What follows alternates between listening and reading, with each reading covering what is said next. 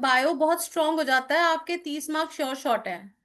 और ये ऐसा सब्जेक्ट है, मैं एश्योरेंस देती हूँ आपको, अगर आप अच्छे से इसको समझ लो और पढ़ लो मेरी क्लासेस को, you need not you know study from anywhere else and you can score full marks, right. So please आप क्लासेस सब बहुत अटेंटिवली ध्यान, और रजिस्टर और पेन रख लेना, हाथ में कुछ इंपॉर्टेंट होगा जो आपको लगे बाद में रिवाइज करना पड़ेगा तो हम नोट कर सकते हैं, बट आई प्रेफर ज्यादातर कि आप एनसीईआरटी रख के बैठो, उसमें भी हम कुछ नोट करना हो तो हम कर सकते हैं, राइट। सो एनसीईआरटी रजिस्टर्स ओपन कर लो, लेट्स स्टार्ट। तो आपके जो फर्स्ट 2 पेजेस हैं इस चैप्टर के, दे आर जनरल डिस्कशन कि लिविंग और नॉन लिविंग में क्या फर्क होता है, लिविंग कौन से जो है कैरेक्टरिस्टिक्स जो बताते हैं कि ये लिविंग ऑर्गेनिज्म है और ये नहीं है। सो ये बहुत जरूरी, इसमें जो इंपॉर्टेंट पॉइंट जो पहले एक बार एमसीक्यू आ चुका है बोर्ड्स में, वो सिर्फ ये है कि हम विजिबल मूवमेंट्स को क्राइटेरिया नहीं मान सकते लिविंग और नॉन लिविंग बताने के लिए, right. Suppose I am sleeping, तो मेरे को नहीं पता चलेगा, अभी तो मैं राइटिंग तो आपको पता चल जाएगा लिविंग है, टेबल राइट नहीं कर रही वो नॉन लिविंग है, लेकिन अगर मैं सो रही हूँ तो क्या। और what about plants, plants are living organisms but they are not showing any visible movements. हाँ, जो कि हम पढ़ेंगे कि कुछ विजिबल मूवमेंट्स हो जाती हैं, जैसे टच मी नॉट प्लांट में, या ग्रोथ रिलेटेड मूवमेंट्स जो हम बाद में पढ़ेंगे कंट्रोल कोऑर्डिनेशन में। लेकिन हम विजिबल मूवमेंट्स को क्राइटेरिया नहीं मान सकते।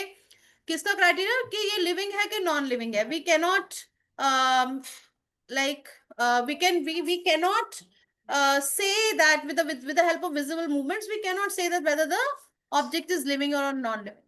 So क्या क्राइटेरिया होना चाहिए? क्राइटेरिया होना चाहिए माइक्रोमोलिकुलर मूवमेंट्स। मैंने आपको, आपने 9th में सेल चैप्टर पढ़ा होगा, राइट। उसमें क्या होता है, सेल के अंदर क्या होता है, प्रोटोप्लाज्म होता है, right. Protoplasm is living, and living protoplasm is always in motion, it's always moving, right. So micromolecular movements can be taken as a criteria, we can set that as a criteria to ascertain whether the object is living or non living. Is it clear? तो सबसे पहली बात क्या हुई, अगर ये MCQs में एक में आया हुआ है कि कैसे बता सकते हैं कि लिविंग है नॉन लिविंग है, तो देवर 4 ऑप्शंस, तो उसमें आपको आंसर लिखना था माइक्रोमोलिकुलर movements. Other options were like visible movements and other things, but the answer was micromolecular. Is it clear, Pranay?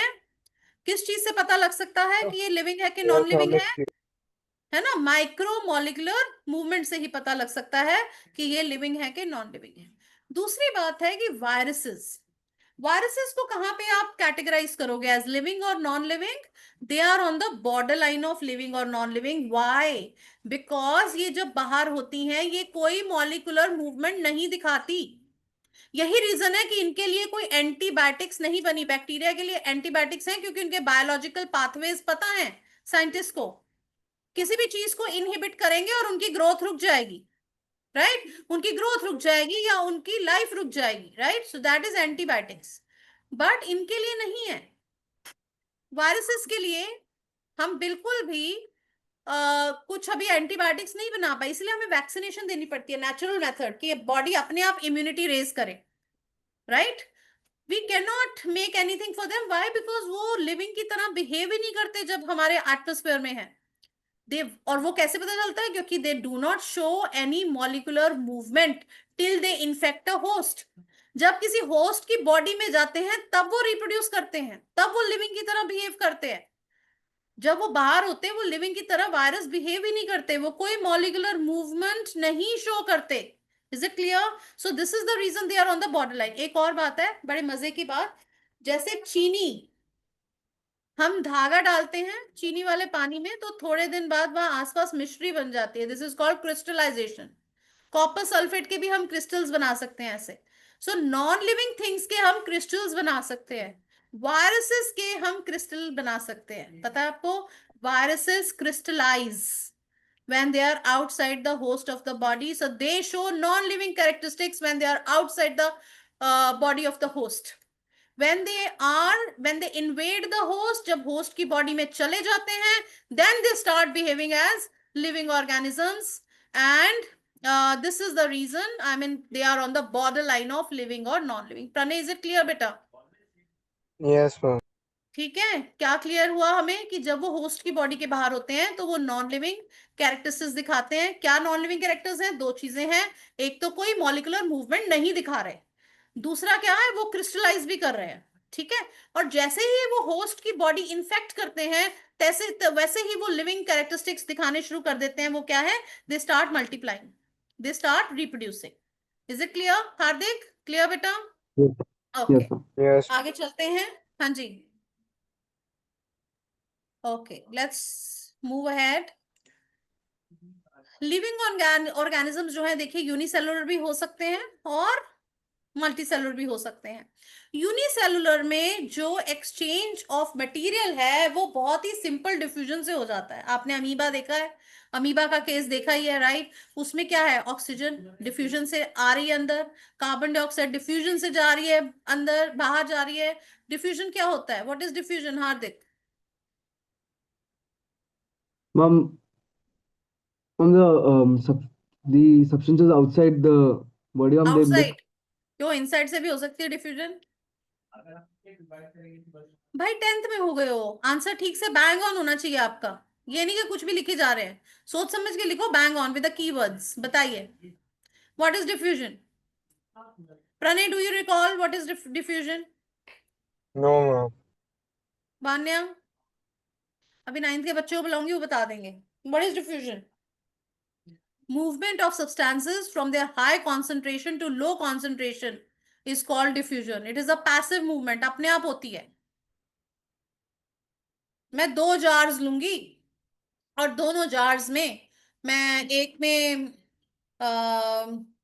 Come concentration हो जाएगी सपोज ऑक्सीजन की, एक में ज्यादा, तो ऑक्सीजन कहाँ से कहाँ मूव करेगी? जहां ज्यादा है वहां से उससे अपनी लो कॉन्सेंट्रेशन में मूव करेगी। एक सिंपल एग्जांपल है डिफ्यूजन का, सबसे सिंपल, जो 9th में भी बताया होगा आपको। पानी का एक बीकर लो, उसमें एक साइड में इंक डाल दो, तो शुरू में क्या है, एक जगह पानी पानी है और एक साइड पे जहां पे हमने इंक की ड्रॉप्स डाली है वहां पे इंक ही इंक है, वहां पे इंक की कॉन्सेंट्रेशन ज्यादा है, राइट?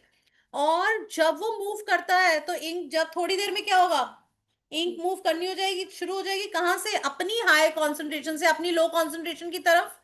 तो जहां पे इंक है वहां से जहां पानी की तरफ वहां मूव करेगी, और पानी कहाँ से कहाँ मूव करेगा, जहां पानी की हाई कॉन्सेंट्रेशन है to the lower concentration of water. जहां पे इंक ज्यादा है obviously lower concentration of water है वहां पे, राइट? सो धीरे धीरे क्या होगा, थोड़ी देर में आपको क्या मिल जाएगा, पूरा पानी लाइट ब्लू मिल जाएगा।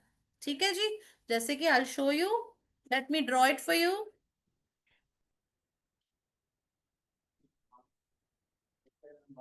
दिस इज अ बीकर, ठीक है, ये इसमें पानी है, ठीक है, ओके। सपोज इसमें मैंने डाली रेड इंक, इस कॉर्नर पे रेड इंक डाल दी।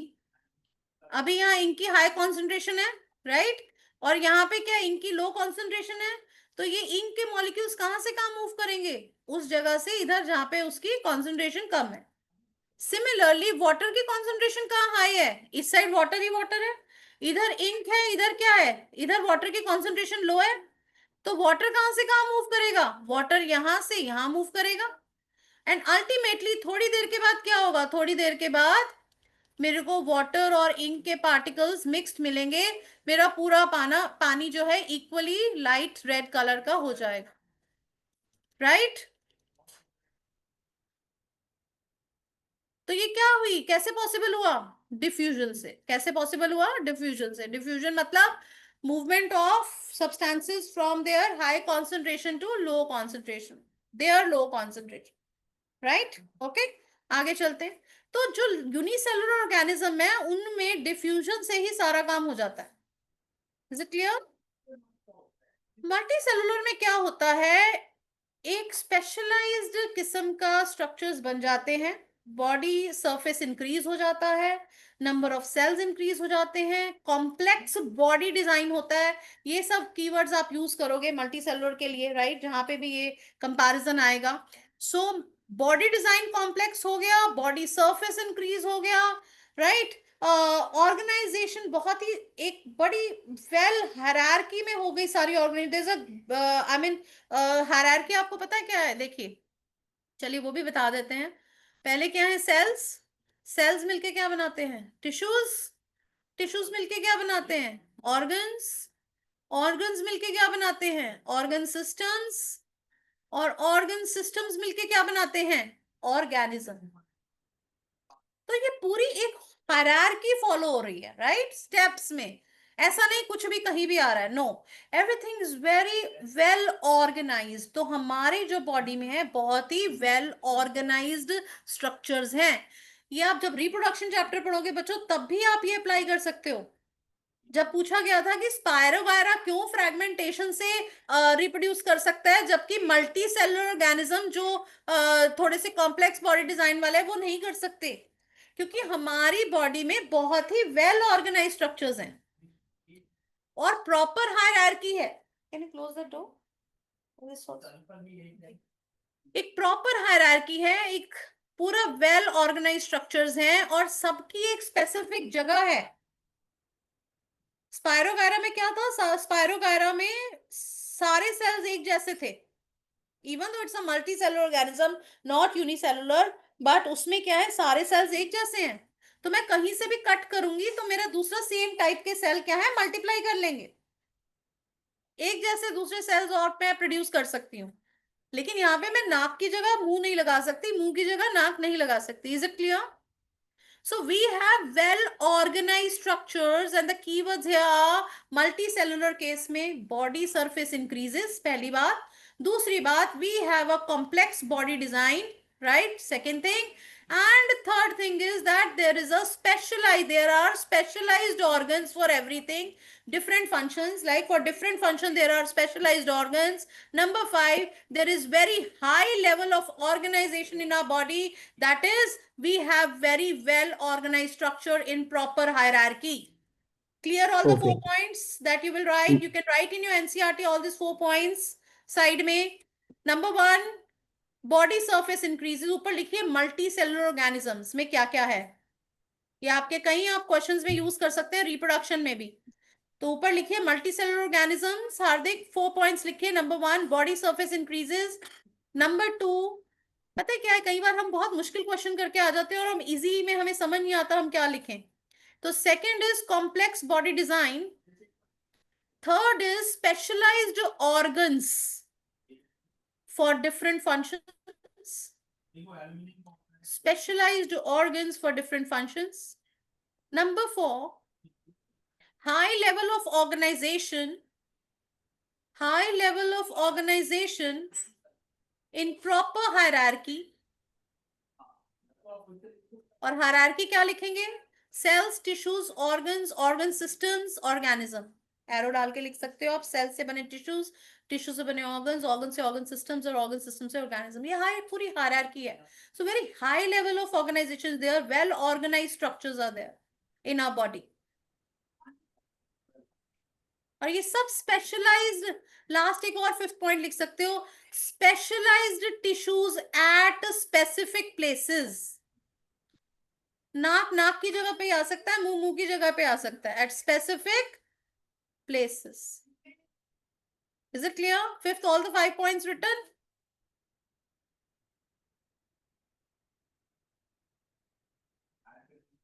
हार्दिक, इज इट क्लियर? आपके एनसीईआरटी में लाइफ प्रोसेसेस के पहले पेज पे लेफ्ट साइड में थोड़ी सी जगह होगी, वहां पे आप लिखेंगे ये सब। Have you written? Hardik, are you there with me? Yes, ma'am. इसी एनसीईआरटी में पहले पेज पे ही फर्स्ट पैराग्राफ की लास्ट लाइन है, उसको अंडरलाइन करेंगे। Using visible Okay. Movement as the defining characteristic of life is not enough. Please underline this. मैं Okay. आपको एनसीईआरटी को क्रैक करना सिखा रही हूँ, कैसे हम एनसीईआरटी से लास्ट मोमेंट पे पढ़ेंगे। First paragraph, first page, first paragraph, last line. Using visible movement as the defining characteristic of life is not enough. So visible movements को हम क्राइटेरिया नहीं मान सकते लिविंग और नॉन लिविंग बताने के लिए, ठीक है? इसी Yes, में ma'am. सेकंड पैराग्राफ में लास्ट की 3 लाइंस लीजिए। वायरसेस अंडरलाइन कीजिए, वायरसेस डू नॉट शो। नीचे से third line, second paragraph, viruses do not show any molecular movement in them until they infect some cell. Please underline this. Viruses molecular movement नहीं दिखाते जब तक वो कोई सेल इन्फेक्ट नहीं करते।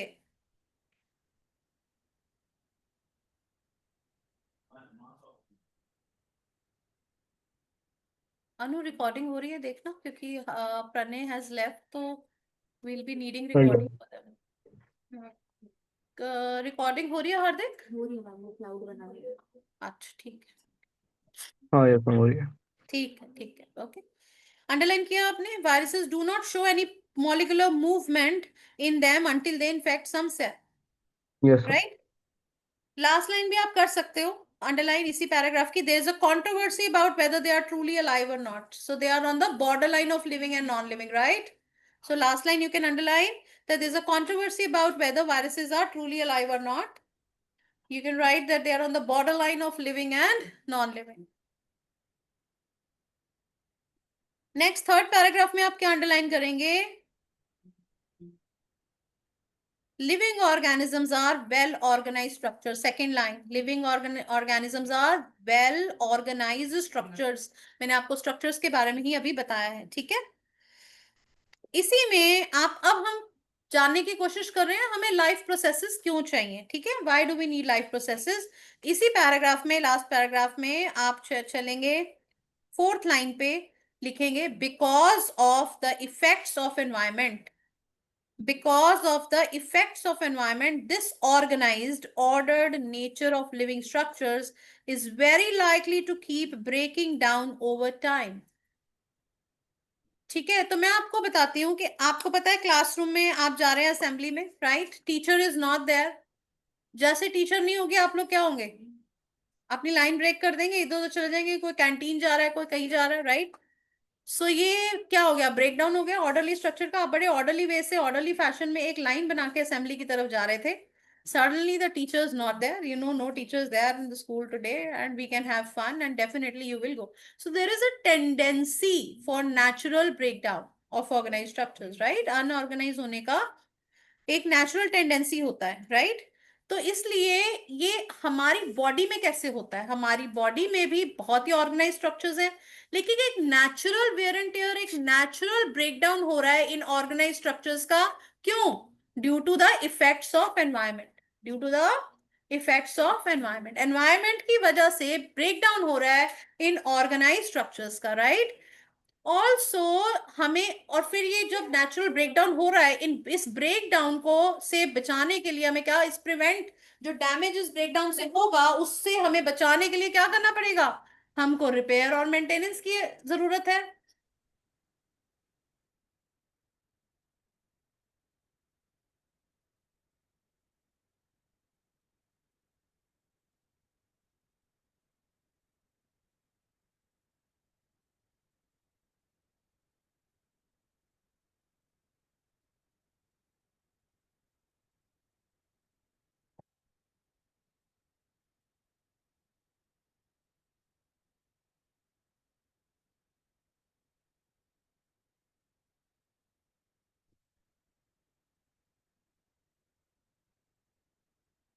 Give me 1 minute break children, 1 minute। आई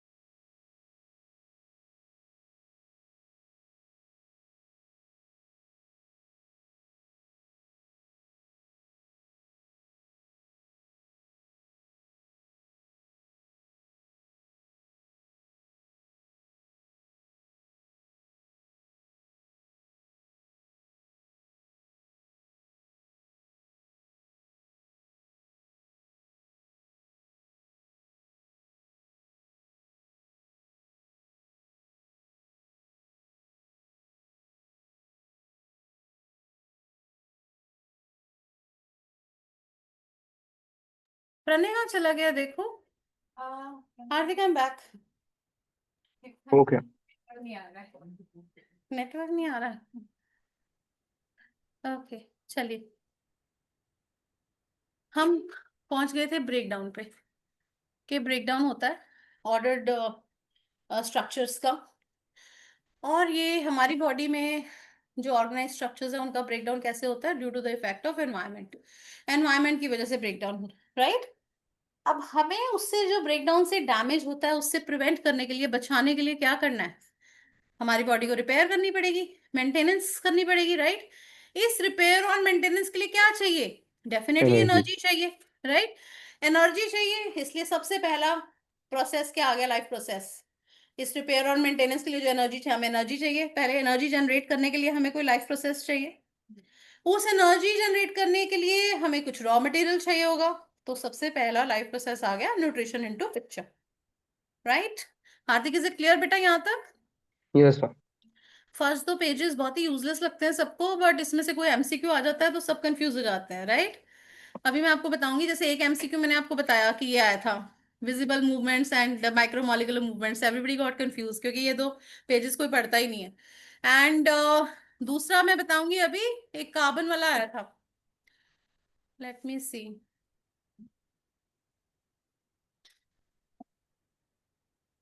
आगे चलते हैं, देखो। तो पहले हमने क्या बात की, molecular movements are needing for maintaining living structures. सबसे पहले हमें मॉलिक्यूलर मूवमेंट्स चाहिए। दूसरा, इस को मेंटेन करने के लिए, रिपेयर मेंटेनेंस के लिए हमें क्या चाहिए, एनर्जी चाहिए। एनर्जी के लिए क्या चाहिए, सोर्स ऑफ एनर्जी चाहिए। तो एक प्रोसेस चाहिए जो ये सोर्स ऑफ एनर्जी बाहर वाली एनवायरनमेंट से पकड़ के कहाँ हमारी बॉडी में लाएगा, right. Source of energy from outside to body. तो ये कौन सा हो गया लाइफ प्रोसेस, ये हो गया न्यूट्रिशन। ओके, सो और क्या सिर्फ एनर्जी चाहिए, रॉ मटेरियल भी तो चाहिए। क्या एक मेसन को आप कहोगे भी बहुत एनर्जी है तो 20 रोटियां खा ले और मेरी दीवार खड़ी कर दे, कर देगा? नहीं, उसको ईंटें और सीमेंट भी तो देना पड़ेगा। So raw material is also important as much as energy is needed. Okay, so there is need for additional raw material for growth. तो अब आ गया ग्रोथ, रिपेयर, मेंटेनेंस, तीनों चीजों के लिए एनर्जी चाहिए और इनके लिए रॉ मटेरियल भी चाहिए। जो मैं आपको बता रही थी एक और एमसीक्यू, वो ये था कि life on earth depends on what, carbon based molecules. तो इसमें नाइट्रोजन, कार्बन, ऐसे सब कुछ, कार्बोहाइड्रेट ऐसे ऐसे दे रखा था, राइट। सो आपको क्या लिखना था, सारा कार्बन बेस्ड। हम सब किसके बने हुए हैं, कार्बन के बने हुए हैं, right. So all organic molecules are based on carbon, so life on earth depends on carbon based molecules. ठीक है, समझ आ गया? This is Yes. Very important. Then most of the food sources are also carbon based. हमारे foods जो है, food sources, वो भी कार्बन बेस्ड है। कार्बोहाइड्रेट क्या है, उसमें कार्बन है। प्रोटीन है, उसमें भी कार्बन है, राइट। Yes, ma'am.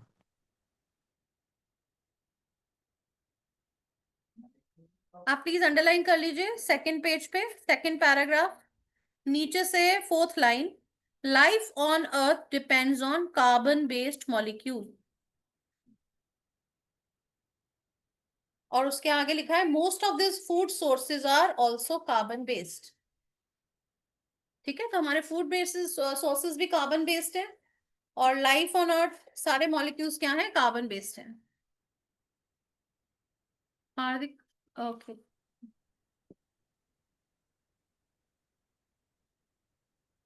या Yes, ओके। ma'am.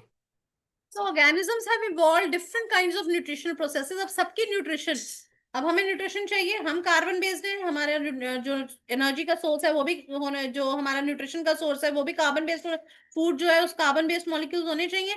ठीक है, तो और तो ये जो हम सब ऑर्गेनिजम्स के न्यूट्रिशनल प्रोसेसेस हैं, ये कैसे इवॉल्व हुए हैं, depending on the complexity of these carbon sources और फूड। ठीक है, तो complexity of these carbon sources और फूड कितना कॉम्प्लेक्स।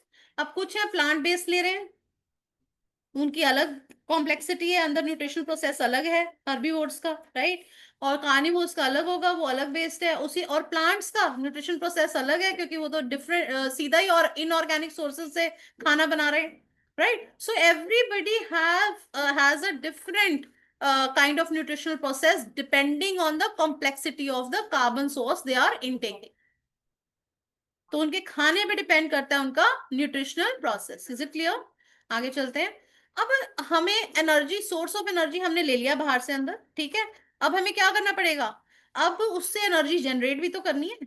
तो एक series of oxidation reduction reactions होते हैं हमारी बॉडी में इन मॉलिक्यूल्स को ब्रेक डाउन करने के लिए, ठीक है। वैसे ये 2 पेजेस पढ़ोगे बहुत बोरिंग लगेंगे, समझ भी नहीं आएंगे, ठीक है, कंफ्यूजिंग लगेंगे।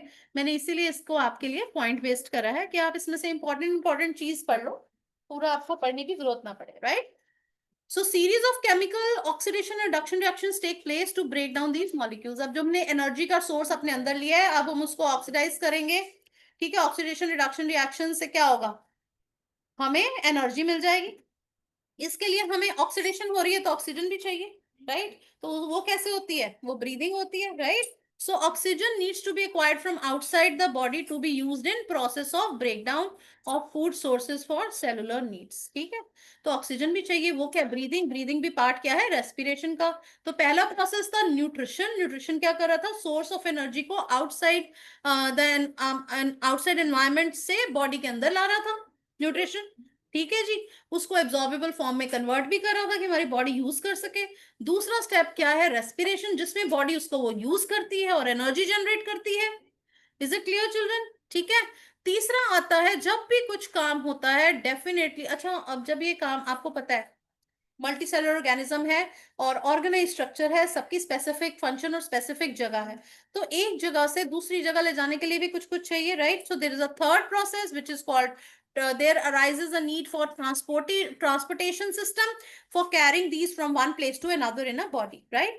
Now when the carbon source and oxygen are used for energy, एक कार्बन सोर्स होगा और एक ऑक्सीजन होगा, ये दोनों को यूज करके क्या होगा? एनर्जी जनरेट होगी रेस्पिरेशन के प्रोसेस में। Then there arises a need to remove the harmful product. Harmful by products तो बनेंगे ही बनेंगे। अनु आप दे दो बेटा एक ग्लास ला के। तो हार्मफुल प्रोडक्ट्स तो बनेंगे ही बनेंगे, बाय प्रोडक्ट्स बनेंगे ही किसी चीज में, राइट। सो उनको हमें बॉडी से रिमूव करना भी बहुत जरूरी है। तो there arises a need for the fourth life process called excretion. Is it clear? Yes, Okay. ma'am. We'll be able to do the 4 in-text questions, right? Why is diffusion insufficient to meet the oxygen requirements of multicellular organisms like humans? Okay. Give me the answer for this, Hardik. Multicellular organisms like humans have a very complex and very large structure as compared to unicellular organisms such as amoeba, which is why diffusion is impractical. देखो सबसे पहले आपको लिखना पड़ेगा difference. क्या लिखोगे? In case of unicellular organisms, entire body surface is in contact with the environment, direct contact with the environment. तो ये बहुत जरूरी है बात लिखनी। क्या बात लिखेंगे? In case of unicellular organisms the entire body surface is in contact with the environment, direct contact with the environment. They don't need anything else. पूरी बॉडी उनकी डायरेक्ट कॉन्टैक्ट में एनवायरमेंट से, they can easily exchange the things, right. So diffusion can easily provide an easy solution to the organism's oxygen requirement or any other requirement, right? जबकि multi cellular organisms में क्या होता है? The only only the, you can say, exterior outer cells, right? Only the outer cells are in contact with the environment. हमारे internal body के cells तो नहीं है कॉन्टैक्ट में एनवायरमेंट से, right. So most of the cells are not in contact with environment. Also सबसे जरूरी बात जो आपको बताई थी मैंने कि स्पेशलाइज सेल्स और specialize tissue is there at specific places, right. Specialize tissue है और अपनी स्पेसिफिक जगह पर है, राइट। सो क्या होगा? डिफ्यूजन तो पॉसिबल ही नहीं है उसके लिए, वहां तक पहुंचाने के लिए। एक इसमें आप एग्जांपल लिख सकते हो, इस क्वेश्चन में ये एग्जांपल जरूर लिखिए कि suppose if oxygen has to reach from the lungs और the nostrils, from the nostrils to the toes, तो कितने साल लग जाएंगे? 3 साल लग जाएंगे। It will take 3 years. Will the organism survive till then? No. So give this example in this answer. Okay. So diffusion is a slow process. You will have to write this. Diffusion is a slow process. So multicellular organisms have to find out other ways for, their body requirements.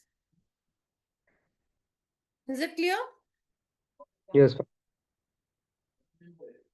Next आपका है in text question है, what criteria do we use to decide whether something is alive और not? ये मैंने आपको बताई दिया है क्या? Micromolecular movements.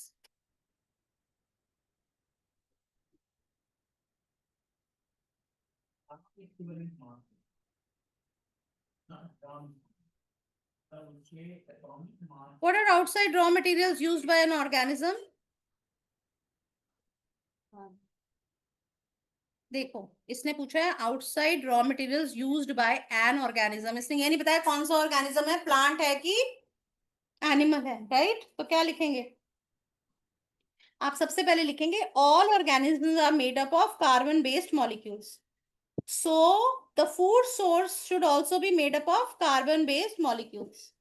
Autotrophs use carbon dioxide and water as raw materials to make their own food, while heterotrophs derive organic raw material from the other organisms. Is it clear? So basically, Yes. food or oxygen is the requirement, raw material.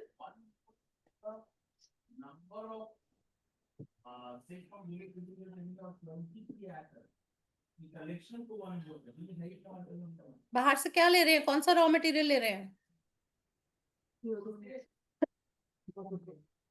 Autotrophs carbon dioxide और water ले रहे हैं, उसमें oxygen automatically है। और हेट्रोट्रोफ्स क्या है? Carbon based raw organic raw material दूसरे ऑर्गेनिज्म से ले रहे हैं, प्लस उनको ऑक्सीजन लेनी पड़ती है, राइट?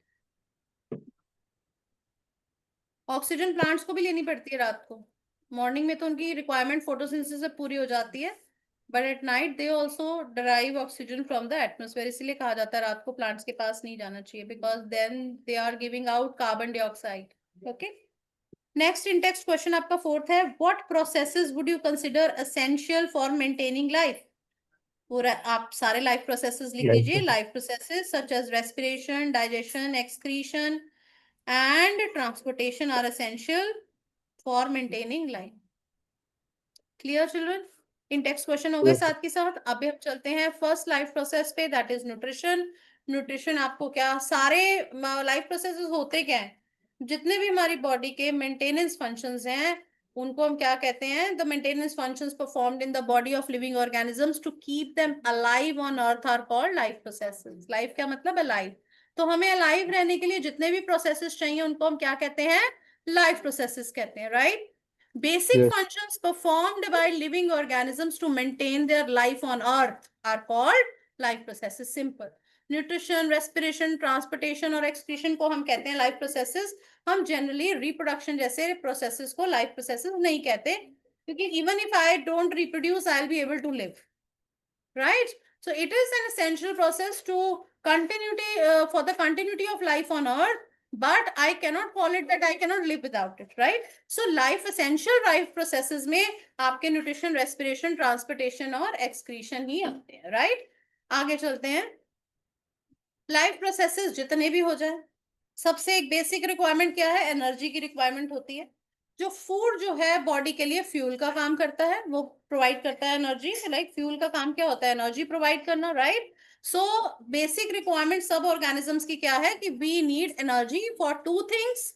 कौन सी दो चीजें हैं? एक, हमारी जो डे टू डे एक्टिविटीज है, आपको खाने के लिए, चलने के लिए, लिखने के लिए, रन करने के लिए, इन सब के लिए चाहिए जो एक्टिविटी के लिए जो एनर्जी चाहिए, तो डे टू डे एक्टिविटीज के लिए एनर्जी रिक्वायरमेंट है। और दूसरा क्या है? Biological processes going on in our body, हमारे अंदर जो हार्ट बीट कर रहा है, नर्व इंपल्स चल रही है, इन सब चीजों के लिए भी हमें एनर्जी चाहिए, right? So we need energy for both the things, for our day to day activities as well as biological processes, right?